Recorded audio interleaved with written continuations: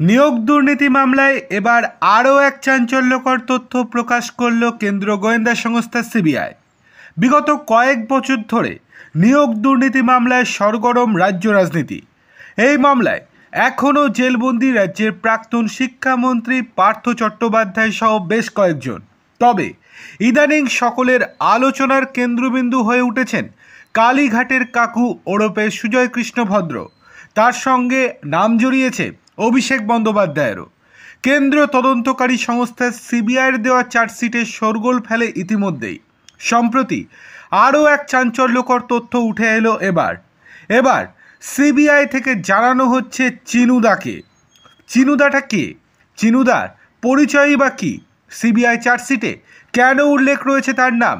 এই মুহূর্তে তাকে ঘিরে মাথাচাড়া দিতে শুরু করেছে এমনই একাধিক প্রশ্ন। সিবিআই সূত্রে খবর, নিয়োগ মামলায় এই রহস্যময় নতুন চরিত্র চিনুদা ওরফে অরুণ হাজরা আসলে কালীঘাটের কাকুর ঘনিষ্ঠ এক ব্যক্তি। তিনি কলেজ স্কোয়ার এলাকার অত্যন্ত প্রভাবশালী তৃণমূল নেতা।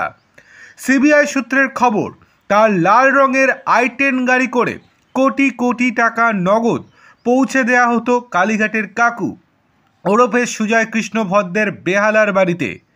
কেন্দ্র এজেন্সির চার্জশিটে উল্লেখ করা হয়েছে অন্তত 12 বার এই লাল i10 গাড়ি করেই কালীঘাটের কাকুর বাড়িতে নগদ টাকা পৌঁছে দেওয়া হয়েছে।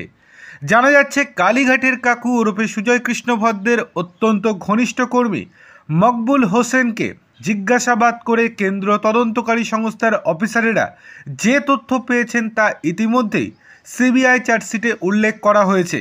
যা থেকে জানা যাচ্ছে মকবুল হোসেনের কাছ থেকে অত্যন্ত গুরুত্বপূর্ণ 3টি নোটবুক উদ্ধার করা হয়েছে। ওই নোটবুক থেকে কেন্দ্র তদন্তকারী অফিসারেরা মোট 31 কোটি টাকার হিসাব পেয়েছেন। নোটবুক ঘেটে দেখা যাচ্ছে দফায় দফায় কখনো 12 কোটি তো কখনো 24 কোটি এমনই মোটা অঙ্কের টাকা বিভিন্ন সময় পৌঁছে গিয়েছিল কালীঘাটের কাকু ওরফে সুজয় কৃষ্ণের কাছে। সিবিআই অফিসারদের আরও দাবি, অযোগ্য চাকরি প্রার্থীরা চাকরির বিনিময়ে যে ঘুষের টাকা দিতেন তা বিভিন্ন সাব এজেন্টদের মাধ্যমে সংগ্রহ করা হতো। সেই টাকা চিনুদা ওরফে অরুণ হাজরার মতো একাধিক ব্যক্তির মাধ্যমে পৌঁছে যেত কালীঘাটের কাকুর কাছে।